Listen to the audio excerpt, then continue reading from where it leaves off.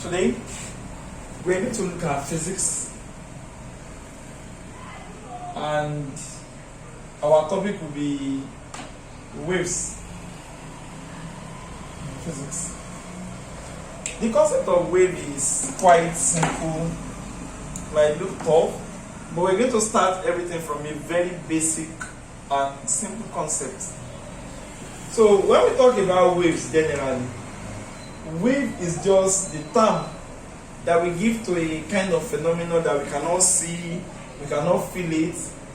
So, but this phenomenon is simply a disturbance, just a disturbance. Then we need to know again that this particular disturbance, how does it move? We want to know that it travels through a medium.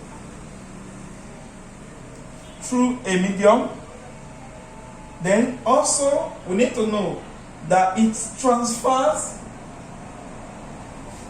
energy from one point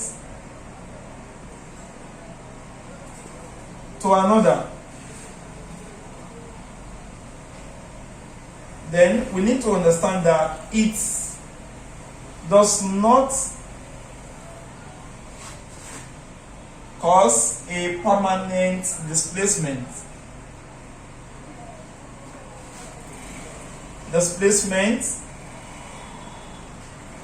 Of the medium.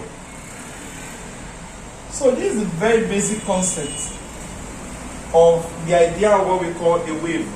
That a wave is a disturbance which travels through a material medium, transferring energy from one point to another as it's moving, but it will not cause a permanent displacement of the medium by itself. So the best way to understand the concept of wave is to try to look at the classification of what we refer to as wave. Our wave can be divided into two based on one reason, and that reason is something that we call the requirement of a material medium. Now, what I mean by this is that some wave will need a material medium before they can move, some will not. My grandmother of 120 years old, when moving between the University of Ibadan and the teaching hospital, she can never walk with her leg. She must take a cab. She needs a means of transport to go there. If I want to go from University of Ibadan to the same place, I can go without a car. But if I see a car, it does not mean I will not go through the car. So in that wise, I don't need the material medium. I do not require it. That does not mean I won't still take it. But then, I can do without it. But anything you cannot do without is what you require. For instance, an amino acid that you cannot make yourself, you require it, you need it. But the one you can make is not required, you don't need it. So, in that wise, we are dividing our waves into two. Those that need the material medium and those that do not need the material medium. The ones that need the material medium, we believe that they are referred to as mechanical. So when I talk about mechanical wave, these are waves that requires material medium before they can move. A movement of a wave is called propagation of a wave. While from the other side, those that do not require the material medium, they don't need the material medium. These ones that need material medium, we make them by physical forces, like mechanical. But those that do not require the material medium, we get them as a result of interaction between something we call a magnetic field and another thing that we call an electric field. Whenever we allow a magnetic field to interact with an electric field, if magnetic field and electric field interact, a wave will be generated. This kind of wave has a name from that, and that name is called electromagnetic wave. A wave that is produced in this manner do not require any material medium for its propagation. it can be propagated without or in the absence of a material medium. But in the absence of a material medium, mechanical wave can never be propagated. So the wave that we refer to as mechanical, there are many waves that we have. Those that we call mechanical wave, they require material medium for their propagation. While the one we call electromagnetic wave, they are waves that do not require material medium for their propagation. Our UTME, WAEC, any exam that we write, the syllabus requires us to be able to differentiate between an electromagnetic wave and a mechanical wave, and we must be able to recognize them when we see them. The best way to understand this wave or to be able to differentiate them is to know that the ones that we call electromagnetic waves are only 7. They are just 7 in number. Every other wave apart from this 7 is mechanical. So these are the only waves that do not require material medium for their propagation. They will travel through a vacuum. They don't need a material medium for them to propagate. If they see material medium, they are propagated. If they don't see material medium, they will be propagated. But mechanical wave will never go unless there is a material medium. This electromagnetic wave, they are 7 in number. And the way they interact, they form something that we call spectrum, electromagnetic spectrum, a well-defined line that we call electromagnetic spectrum. So the 7 of them, I denote them with the acronym R-me-VOG-Z. R-me-VOG-Z. Where R stands for the word radio, M for micro, I for infrared, then V for visible light. Visible light is just the normal white light. So YU for ultraviolet,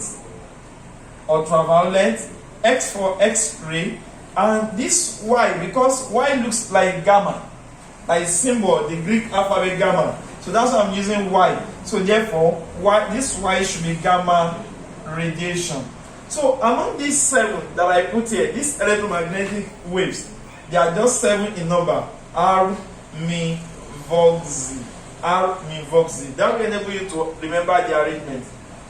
These waves, they are electromagnetic. Any other wave apart from this 7 is mechanical. So you can see now that you can recognize them when you see them on the exam. So which of the following is not an electromagnetic wave? Radio wave, ultraviolet light, X-ray, sound wave. Sound wave is the only wave that is not here. So the answer is sound wave. Which of the following do not require a material medium for its propagation? Option A, wave in string. Option B, microwave. Option C, X-ray. So we already know the answer is wave in string. It's not here. So electromagnetic wave do not require material medium for their propagation, while mechanical wave, they require material medium for their propagation. Any wave on Earth that is not part of these 7 electromagnetic, it must automatically be a mechanical, and that wave must require a material medium. These waves will travel in a vacuum. Only mechanical wave will never be able to travel in a vacuum. Sound wave do not travel in a vacuum because it's a mechanical wave. Why? It requires a material medium for propagation. Any of these 7 will travel in a vacuum. Now, we need to look at the behavior of this wave next, according to our syllabus. And those behavior, they are V equals to F lambda. This equation of wave is what I will use to explain the 3 properties. We have V, which in advanced textbook they denote it with C. This is our velocity. This is our velocity or speed. Now, the 7 electromagnetic waves, all of them have equal speed. They run with at the same rate. They have the same speed. Nobody is faster. They have equal speed. They have the same speed. So therefore, their velocity is the same, and that's constant. So if they give you velocity of radio wave, you must take note that that is also the velocity of what? Gamma. Velocity of infrared ray is also the same as velocity of X-ray. So therefore, all the 7 electromagnetic waves have the same speed, right? But then the only difference they have is their frequency and their wavelength. Of course, the wavelength is just like the way you and I have different leg size. when we are trying to make posts or when we are trying to take some certain measurement on the floor, and I put my leg here, 1, 2, 3, and 4. If I bring a girl, especially a girl that is not very tall, by the time she put her hand, this same distance from here to here that I put my 4 hand, she might be putting her own to be 12. In that case, my length is longer than hers. My length is longer than her leg. So if I go here once, twice, 3, and 4 times, she will go 12 times. For me to start at a time and get here after a while, and for her to start at the same point and get here, if we must start from here at the same time and get here at the same time, then that means we have equal speed, right? All these guys, they have equal speed. But the fact that my length is longer than her length, if I go from here 1, 2, 3, 4, here, she must go 12 times. It means that when I'm going once, she's going possibly 3 times. So meaning that she's going more frequently than I'm going. So it means that if your leg is not long, then you have to do it more faster. Just like in Nigeria, Yoruba, we eat solid food, we eat very hard stuffs like fufu. When you pack a man will pack a very big fufu. We start at the same time, we end at the same time. I pack the whole fufu twice. You are packing the same fufu 20 times. We start together, we finish together. Then when I pack once, you must have packed 10 times if you want to meet up with me. So automatically you do it more frequently than I do. But when my leg is long, I can just do it 1, 2, 3, 4. But when your leg is short, you have to do it many times. The person doing it many times have more frequency. So it means that the more the length, the lesser the frequency. The more the frequency, then the longer, the less the frequency, the longer the length. The more the length, the lower the frequency. The smaller the length, the higher the frequency. So in that case, when I'm talking about this wavelength, I say long or short. Length can be long or short. I can't say high wavelength. I can't say low wavelength. I say long wavelength, short wavelength. But when it comes to frequency, to be high or low. So it means that when you have high frequency, you must have a very short wavelength. When you have a very, very, very low frequency, then you must have a very long wavelength. So due to that, our electromagnetic wave, we must understand. The syllabus requires us to understand who have the longest wavelength, who have the shortest wavelength. We should be able to compare their wavelength, and we should be able to compare their frequency as well. Then their speed, what do we say about their speed? Can somebody remember? Okay, we say the speed is what? Constant. Thank you. So if speed are constant, wavelength and frequency are not the same. Have you now? So therefore, the longest wavelength, just like I was telling one of my younger ones the other time, that a radio station is very far. So radio wave must be very, very long. Radio wave is long. Radio wave is long, and that's the longest. Radio wave is the longest. Why this is the shortest? So it means that radio wave is the longest, followed by microwave, followed by infrared light, followed by visible light, ultraviolet, X, and gamma. So therefore, this is the decreasing order of wavelength. Longest wavelength, shortest wavelength. So if they ask on the exam, they give you microwave, they give you infrared, and they give you ultraviolet and X, and they ask you, who have the longest wavelength among them? So all you need to remember is R, me, Vog, Z on exam. Then you start checking among everything they have given me. So I start arranging. Let's say they call this one Roman figure 1, Roman figure 2, Roman figure 3, and then they call this Roman figure 4. And they ask me to arrange in increasing order. Increasing, meaning start from small and be going up. Increasing order of wavelength. If I want to arrange this 4 in increasing order of wavelength, I will start with the shortest wavelength and I will be going up. So among these 4, how do I know the shortest wavelength? I know this is the shortest wavelength. I know radio is the longest wavelength. So I want to start from big to small. So meaning I want to start from here to here. So if I want to go this way, I will now look at the 4 they've given me. So if I start, R, is it here? No. M, is it here? Yes. So it means M is the longest. Increasing order, right? Increasing order of wavelength. So that means Roman figure 4 is the first one. Then followed by I have I, so that is here. Roman figure 2 is also long. Then V is not here. Then U is here.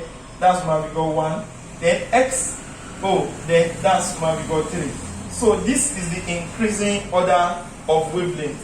Shortest wavelength followed by this, and this is the longest wavelength. So that's just the idea of the wavelength. So the same way we go for frequency as well. For frequency is the opposite of wavelength. So here, the highest frequency is the guy having the shortest wavelength. And the guy having the longest wavelength, we have the lowest frequency. So if I want to talk about frequency, this is the highest, followed by this, followed by this, followed by this, followed by this, followed by this. So let's assume that we are asked to arrange this in increasing order of wavelength. So what do? We also remember how Univox now.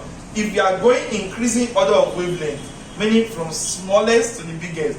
So frequency. I want to talk about frequency now. So this is the lowest frequency. This is the highest frequency. So increasing order of frequency, I have to go in this direction. But when I'm going for wavelength, this is the increasing order of wavelength.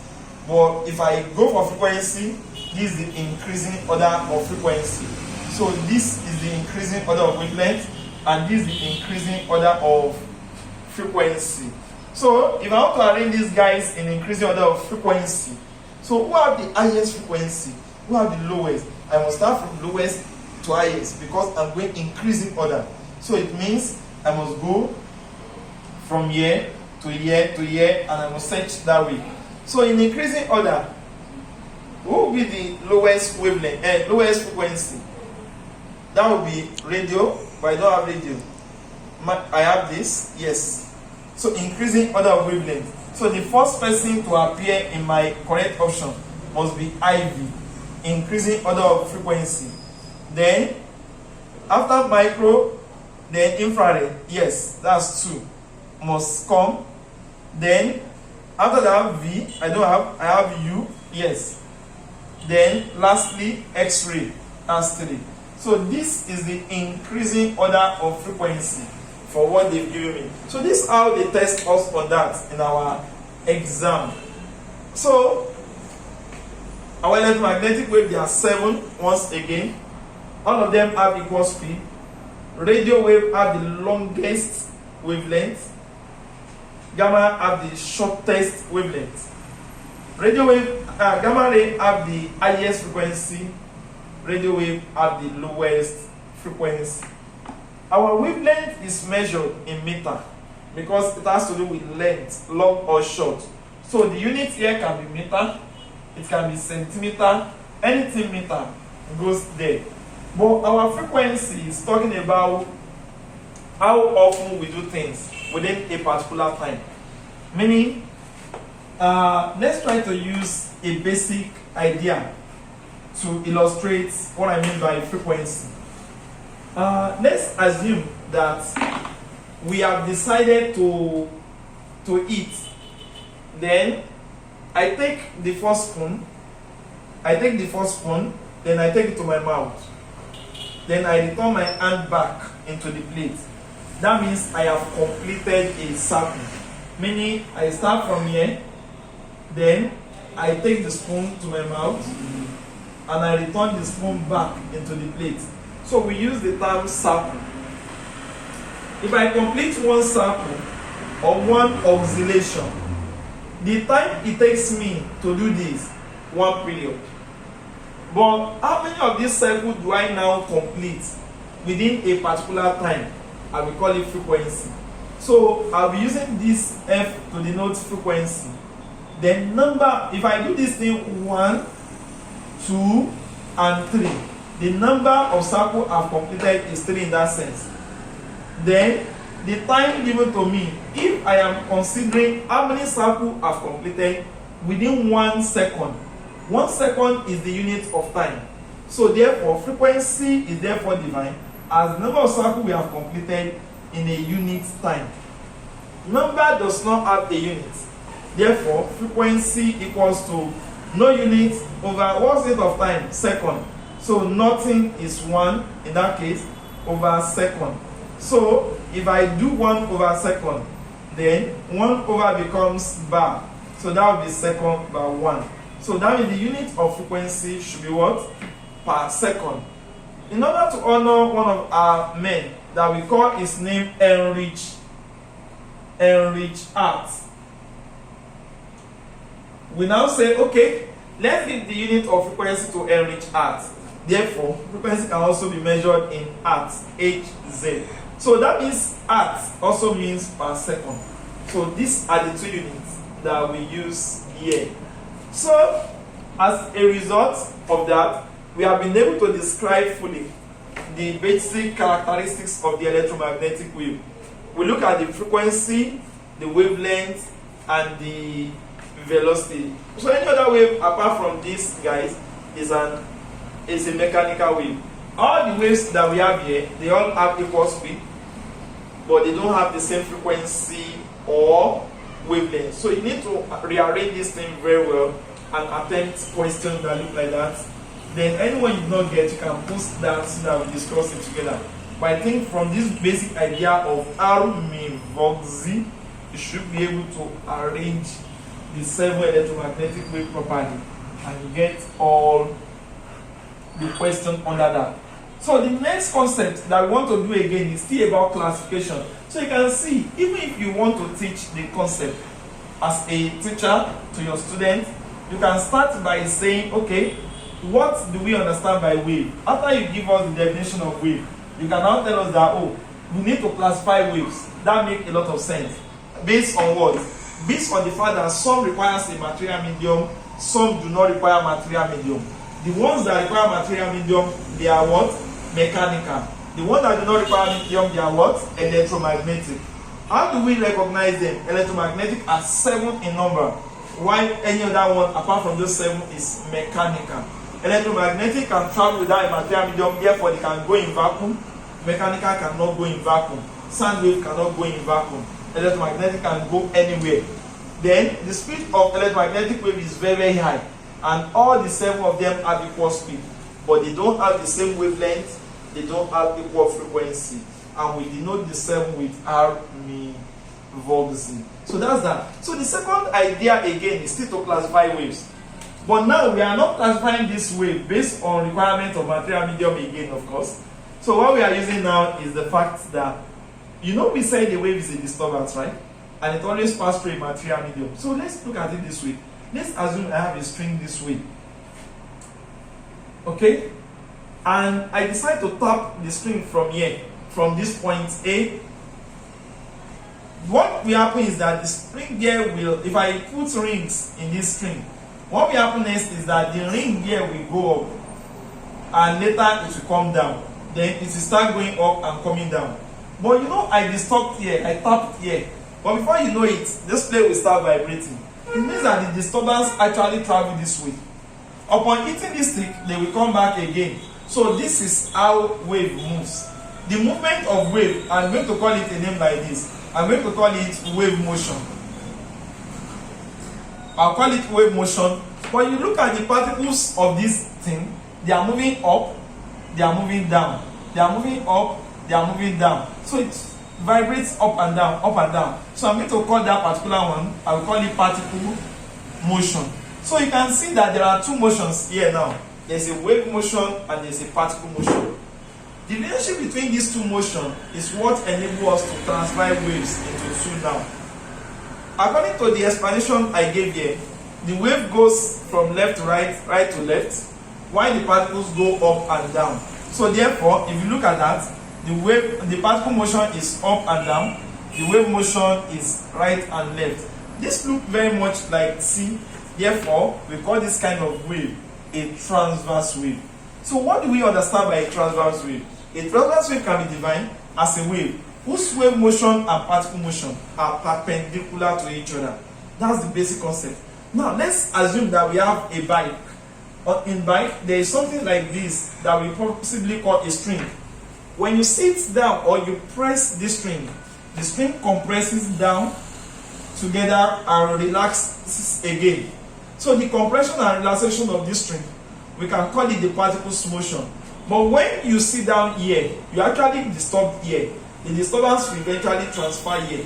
So the disturbance, I sit down, think about it once again. I sit down here on the string. Then the string here will be disturbed. This part will disturb. Then the guy relaxes again, it will be disturb. So this is how the disturbance moves. The disturbance itself is what we call the wave. So this is the wave motion now, up and down. But the string here will also come down, and then they will come together and relax. So that is also particles motion. So wave motion and particle motion, they are in the same direction, meaning they are parallel to one another. So when wave motion and particle motion are parallel to each other, then we call such a wave, we believe that is a longitudinal wave. Is a what? A longitudinal wave. So if they now ask you that, what do you understand by a longitudinal wave? A longitudinal wave is a wave whose wave motion and particle motion are parallel to one another. What about a transverse wave? Is a wave whose wave motion and particle motion are perpendicular to each other. See, you can use that to remember. Now, in the exam, they ask you, which of these is a transverse wave? Which of these is a longitudinal wave? It is not difficult, because transverse waves are just 9 in number. Every other wave apart from the 9 is a longitudinal wave. You now start thinking, how do I memorize 9? You don't have to memorize much. You remember there were 7 that we discussed earlier that we call electromagnetic wave. All the 7 electromagnetic waves are also transverse wave. So that means the 7 electromagnetic plus just 2 mechanical make up the 9 transverse. These 2 mechanical, they are just the wave that you generate in water and the wave that you generate in string. So what I call a string, this example of a string is a rope, a long wire is a string. But this one is called a spring. Spring will make you jump or go up and down. So therefore, wave in water, wave in string, plus the 7 electromagnetic wave that I call R revoxing. These 9 make up what we call a transverse wave. There is a particular behavior of a transverse wave that differentiates them from longitudinal. Any wave apart from this 9 is longitudinal. Transverse are only 9. And that property that differentiates them is this. It's quite easy. I make an illustration with these 2 markers. And looking at these 2 markers this way, I want us to get something. We have a wave that vibrates in many directions, but we want to select some that vibrates in only one direction. And the waves are coming. I want to differentiate those waves. So therefore, I have a very small space that I've made here. Then, some waves, I now eventually have some waves whereby some are vibrating up, down, this way. They were vibrating in all the directions. Now, what do you think? If I allow this wave to pass through this material, who will be able to pass through this material? What do you think? It's only the one that is coming in this direction that will be able to pass. The one that is going up and down, when it gets here, this thing will be too large, it will block him. Just like this. I have my finger this way. If this guy is coming this way, it will pass. But anyone going this way will not be able to pass. It will be blocked. In that way, I can use this thing to screen some waves out and screen others away. The screening of this wave, or a way of allowing wave to travel in only one direction, to select wave moving in one direction, we call it polarization. But if you pass a longitudinal wave through this thing, all of them are moving in this direction or in this direction. So if you bring 20, all the 20 will go. If you bring 20, all the 20 may not be able to go if they move this way. So you can't separate, you can't screen them, you can't separate them. You can't allow only one vibration. So in that case, longitudinal wave cannot be polarized.